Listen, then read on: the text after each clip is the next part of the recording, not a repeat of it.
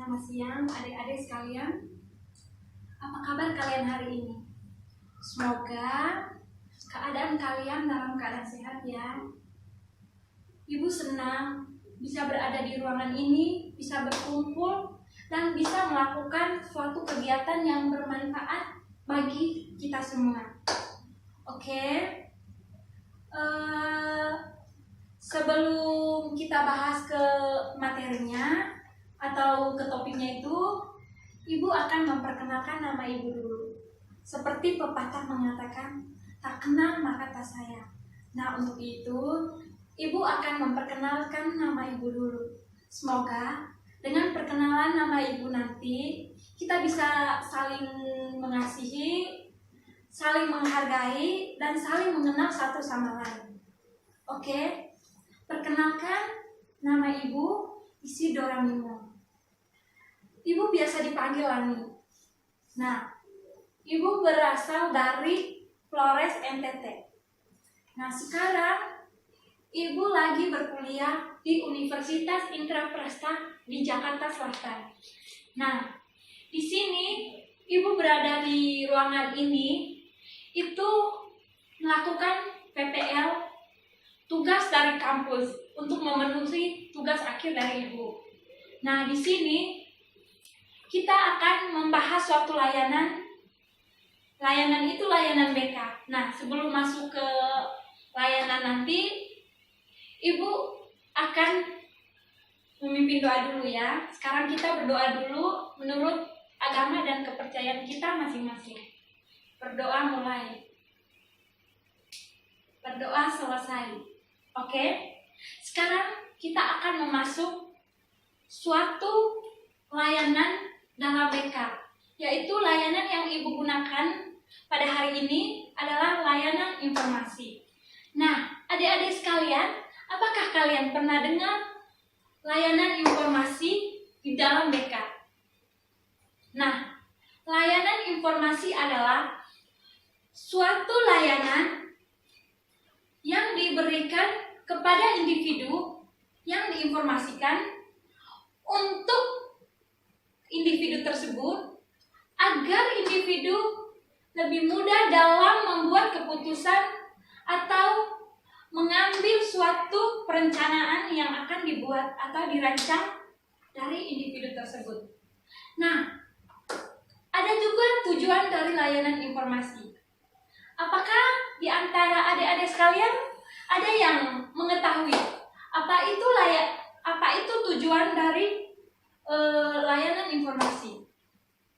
Nah, tujuan dari layanan informasi adalah untuk pemecahan masalah, mencegah timbulnya masalah, mengembangkan dan memelihara potensi yang ada, dan untuk memungkinkan peserta didik yang bersangkut membuka diri dalam mengaktualisasikan hak-haknya. Nah, di sini kita akan membahas suatu topik nanti yang Ibu sampaikan nanti itu topiknya itu gangguan kecemasan. Nah, di sini Ibu akan membahas topik gangguan kecemasan itu melalui layanan BK, yaitu layanan informasi. Nah, di dalam layanan BK itu ada asas. Nah, asas yang pertama itu asas kerahasiaan. Nah, di dalam BK ada asas kerahasiaan. Nah, asas kerahasiaan itu di mana seorang individu atau seorang klien yang menceritakan masalahnya ke konselor.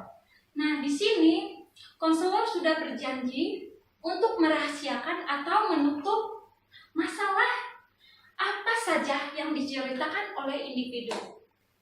Nah, ada asas keterbukaan.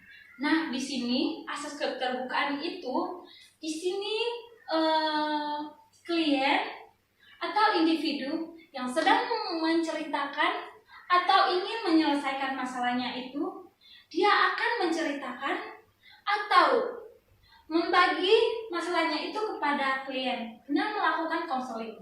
Nah, di sini layanan asasnya itu asas keterbukaan. Nah, di sini sebagai klien dia bisa menceritakan apa saja permasalahan yang sedang dialami tanpa ada rasa takut atau rasa cemas. Nah, di sini dia boleh menceritakan semua permasalahan dia. Nah, sekarang kita akan membahas topik yang kita bahas hari ini. Yang pertama itu nanti kita akan membahas tentang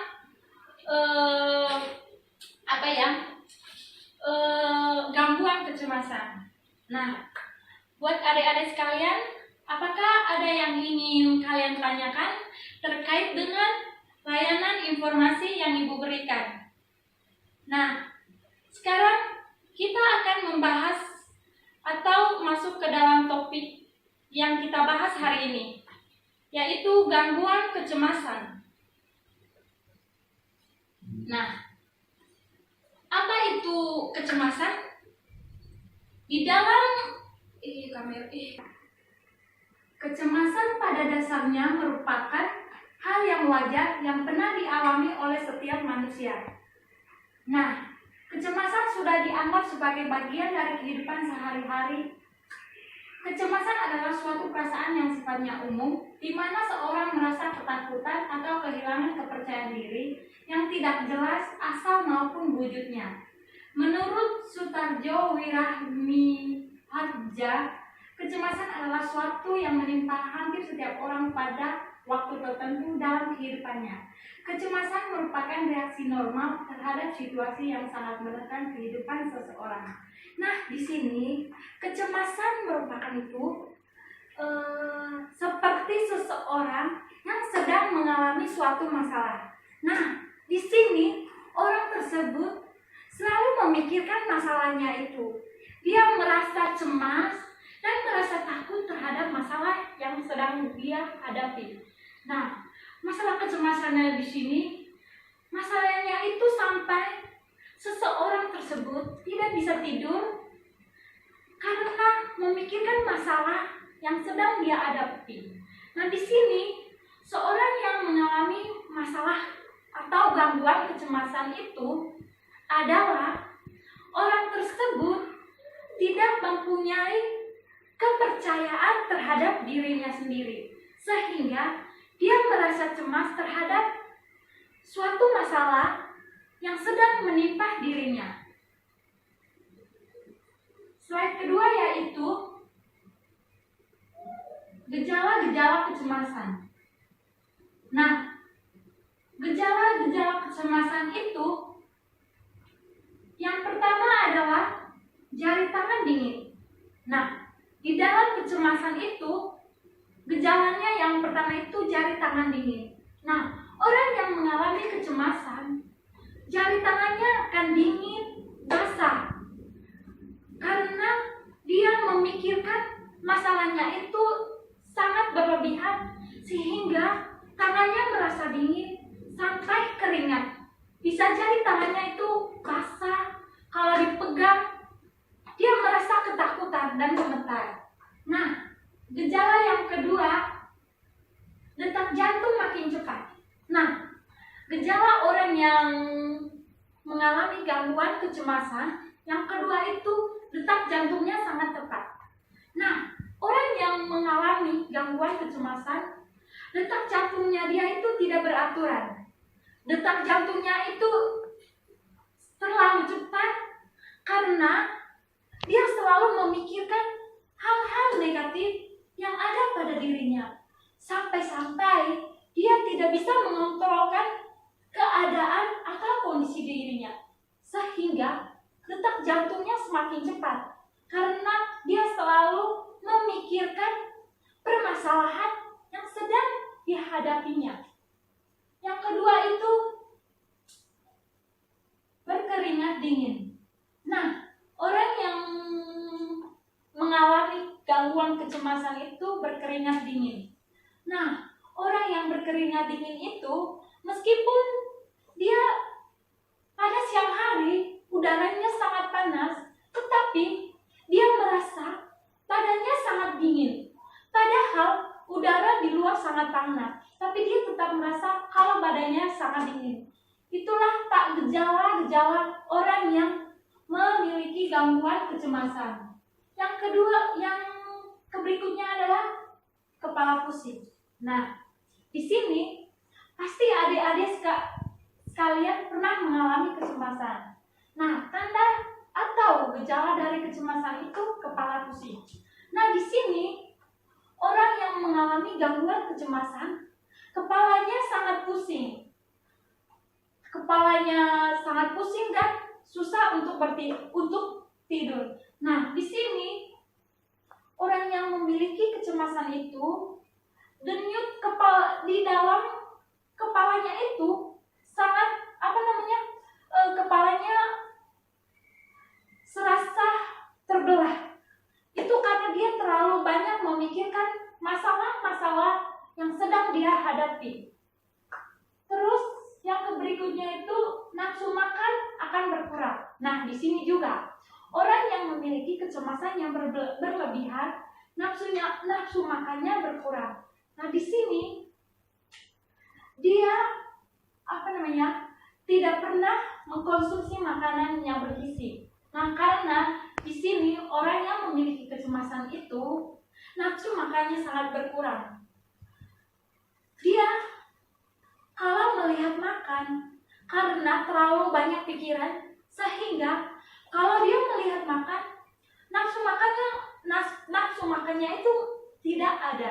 Walaupun dia merasa lapar, tapi untuk memakan makanan yang sudah disediakan itu dia nggak ada selera sama sekali. Nah,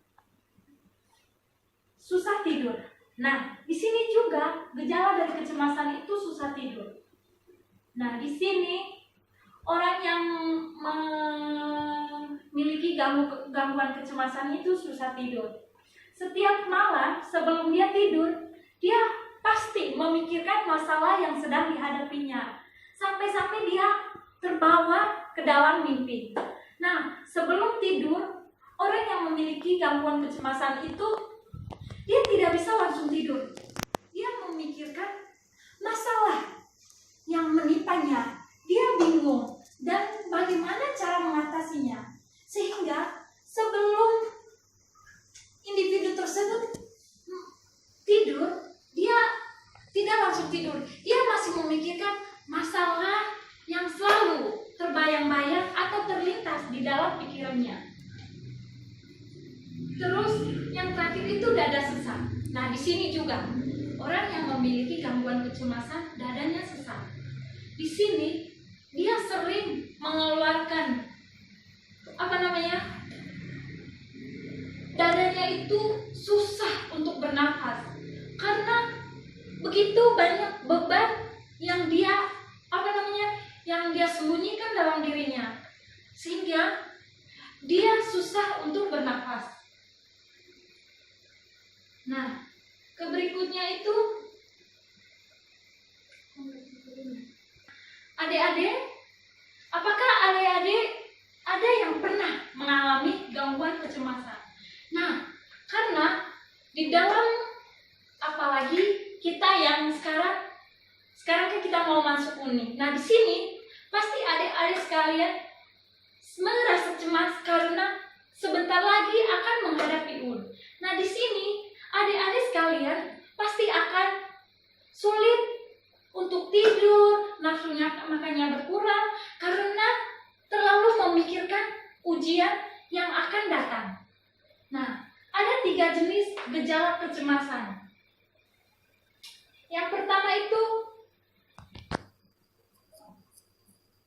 gejala fisik. Fisik. Nah, gejala fisik itu kegelisahan anggota tubuh bergetar, banyak berkeringat, sulit bernafas, jantung berdetak kencang, merasa lemas, panas dingin, mudah marah atau tersinggung. Nah, di dalam gejala kecemasannya itu gejala fisik. Nah, di dalam gejala fisik itu tadi yang Ibu sudah bahaskan, yaitu tangan dingin, keringat, susah marah, mudah tersinggung. Nah, di dalam gejala ini, gejala fisik, seseorang yang mengalami gangguan kecemasan, mereka mudah tersinggung, mudah marah, walaupun masalah yang dihadapinya tidak terlalu parah, tetapi atau ada seseorang yang bercanda terhadap orang yang memiliki gangguan kecemasan. Dia hanya bercanda, tetapi individu yang mengalami gangguan kecemasan itu menanggapnya serius. Karena orang yang memiliki gangguan kecemasan itu dia mudah marah. Yang kedua, gejala behavioral. Nah, gejala behavioral itu berperilaku menghindar, terguncang, melekat, dan dependen. Nah, di dalam gejala behavioral ini, seseorang berperilaku menghindar. Nah, di sini, di gejala behavioral ini, orang yang memiliki gangguan kecemasan itu, dia selalu menghindar dan tidak mau bergabung dengan orang lain. Nah, di sini dia selalu menyembunyikan masalah yang dia hadapi. Dia tidak mau berbagi atau bercerita kepada orang lain. Dia selalu menghindar. Nah, yang ketiga itu gejala kognitif. Gejala kognitif yaitu kekhawatiran tentang sesuatu, perasaan terganggu, akan ketakutan terhadap sesuatu yang terjadi di masa depan. Nah, di sini orang yang gejala kognitif itu dia merasa khawatir tentang sesuatu yang akan terjadi ke depannya, bukan yang sekarang. Nah, di sini dia merasa ketakutan terhadap sesuatu yang terjadi di masa depannya. Padahal itu masih ke depan, bukan sekarang. Nah, di sini dia udah merasa takut untuk melangkah ke depannya.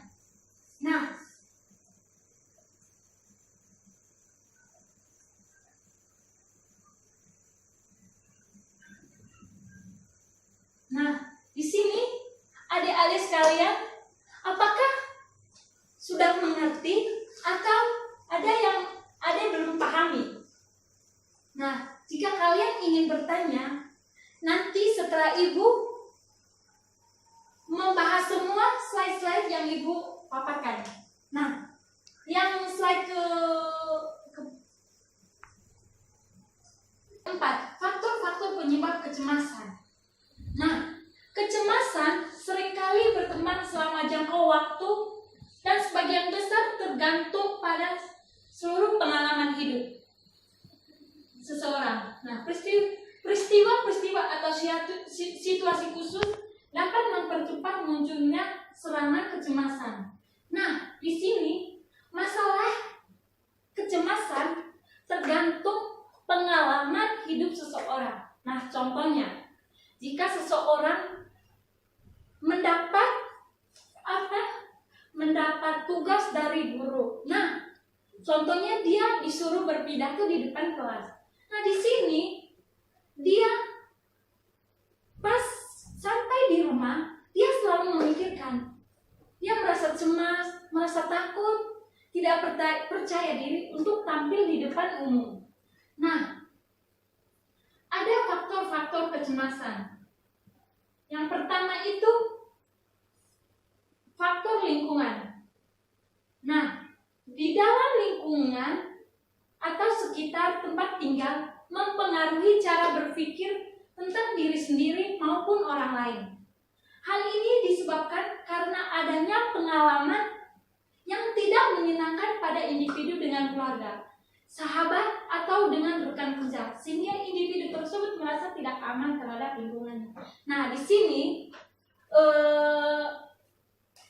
faktor-faktor terjadinya kecemasan itu faktor lingkungan. Nah, di sini faktor lingkungan itu kadang seorang individu yang mengalami masalah, kadang dia dipengaruhi oleh lingkungan dari luar. Nah, kadang banyak masukan yang membuat pola pikirnya itu jadi berkurang dan dia mengalami masalah di dalam keluarganya. Nah, yang kedua itu emosi yang ditekan. Emosi yang tertekan itu, kecemasan bisa terjadi jika individu tidak mampu menemukan jalan keluar untuk perasaannya sendiri. Dalam hubungan personal ini, terutama jika dirinya menekan rasa marah atau frustasi dalam jangka waktu yang sangat lama. Nah, di sini, di emosi yang tertekan, seorang individu yang memiliki emosinya yang tertekan itu, kadang perasaannya dia itu sendiri, merasa personal itu, dia itu mengalami masalah. Nah, di dalam masalah itu, dia tidak menemukan jalan keluarnya. Sehingga dia merasa tertekan, merasa bingung. Bagaimana cara dia menghadapi masalahnya tersebut? Dia merasa tertekan, sehingga dia memiliki gangguan kecemasan yang berlebihan. Nah, yang kecil itu faktor sebab-sebab dan tubuh senantiasa saling berinteraksi dan menyebabkan timbulnya kecemasan. Nah, hal ini terlihat dalam kondisi seperti misalnya kehamilan, semasa remaja, dan sewaktu pulih dari suatu sakit atau penyakit. Nah, di sini dia merasa kecemasan.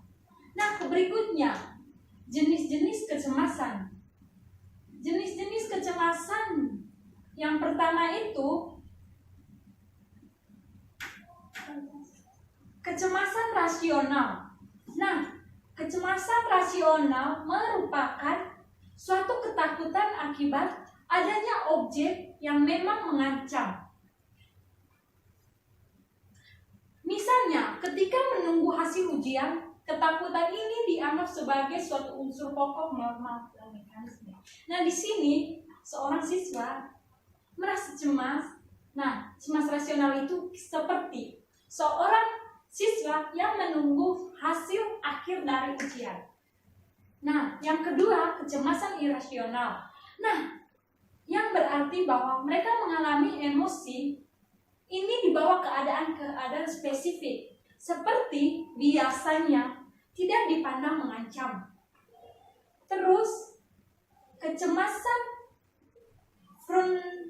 fundamental. Nah, kecemasan fundamental ini merupakan suatu pertanyaan tentang siapa dirinya, untuk apa hidup, dan akan kemanakah kelak hidupnya berlanjut. Nah, di sini kecemasan fundamental itu kecemasan untuk apa dia hidup, bagaimana arah hidup dia selanjutnya. Terus, slide ke-6, cara mengatasi gangguan kecemasan. Nah, sebelum masuk, apakah kalian ada yang ingin ditanyakan terkait dengan materi yang Ibu bahas tadi? Apakah masih ada yang belum Anda mengerti? Nah, sekarang kita memasuki cara mengatasi gangguan kecemasan. Apakah adik-adik tahu bagaimana cara mengatasi gangguan kecemasan? Nah, cara mengatasi gangguan kecemasan itu, yang pertama itu menarik nafas dalam. Menarik nafas dalam-dalam. Nah, di sini kita yang memiliki gangguan kecemasan. Nah, cara mengatasinya itu kita harus bernafas secara dalam untuk mengurangi aktivitas saraf di otak yang menyebabkan rasa cemas. Ketika mengalami kecemasan, tarik nafas panjang selama 5 detik. Nah, di sini kalau kalian sedang mengalami masalah, kalian harus tarik nafas panjang-panjang selama 5 detik. Nah, perlahan-lahan kalian akan melakukan itu. Nah, yang kedua, memusatkan pikiran pada aktivitas dijalani. Nah, di sini cara mengatasinya itu, kalian harus memikirkan aktivitas atau tujuan yang Anda lakukan. Kalian harus fokus pada tujuan itu. Kalian itu tidak boleh memikirkan hal-hal yang negatif. yang akan terjadi pada kehidupan Anda. Nah, di sini kalian itu hanya bisa memikirkan aktivitas yang kalian jalani tanpa memikirkan masalah atau memikirkan suatu kejadian yang terjadi di dalam diri Anda. Ketiga, menyediakan waktu untuk sendiri-sendiri. Nah, di sini cara mengatasinya sangat gampang. Di sini kalian harus menyediakan waktu untuk diri kamu sendiri. Di sini kalian bisa melakukan sesuatu atau aktivitas yang Anda sukai untuk menghilangkan rasa cemas yang sedang Anda pikirkan. Di sini kamu yang mengalami kecemasan harus menyediakan waktu yang kosong untuk diri Anda. Contohnya, kalian bisa pergi jalan-jalan untuk menikmati indahnya hidup tanpa memikirkan masalah atau beban yang sering kalian pikirkan setiap hari. Yang terakhir itu makan dan minum secara teratur. Nah, di sini juga untuk mengatasi kecemasan itu, kalian harus bisa makan secara teratur dan minum yang cukup. Nah, di sini walaupun Anda mengalami kecemasan, kalian harus tetap makan yang teratur, menjaga pola makan Anda supaya Anda tidak terlalu dalam masalah yang Anda hadapi. Nah, di sini juga kalian harus minum air putih yang cukup untuk membuat diri Anda merasa fresh. Nah, ketika sibuk atau merasa cemas, seseorang dapat melupakan jadwal makannya. Nah, di sini orang yang merasa cemas atau mengalami gangguan kecemasan, di sini dia bisa saja melupakan jadwal makannya karena dia terlalu banyak memikirkan masalah yang terjadi pada dirinya. Oke, teman-teman, itu topik yang Ibu bahas hari ini. Baik, bagi kalian yang ingin bertanya atau belum memahami materi yang sudah Ibu paparkan, Ibu silahkan kasih kesempatan kepada kalian untuk bertanya atau memaparkan ide atau pengalaman-pengalaman yang pernah Anda alami. Nah, jika tidak ada pertanyaan ataupun ide atau gagasan yang kalian sampaikan, baiknya Ibu tutup pelajaran hari ini. Nah, minggu depan kita akan masuk ke topik selanjutnya. Sekarang, materi yang Ibu sudah bahas sudah selesai. Semoga materi yang Ibu bahas dapat bermanfaat dan berguna bagi adik-adik yang Ibu cintai. Nah, sebelum mengakhiri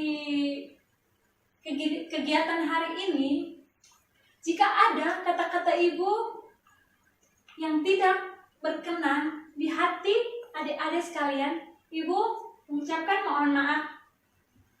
Nah, sebelum mengakhiri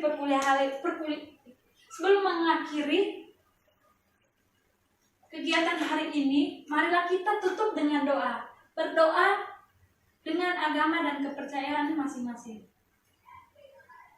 Berdoa selesai. Terima kasih.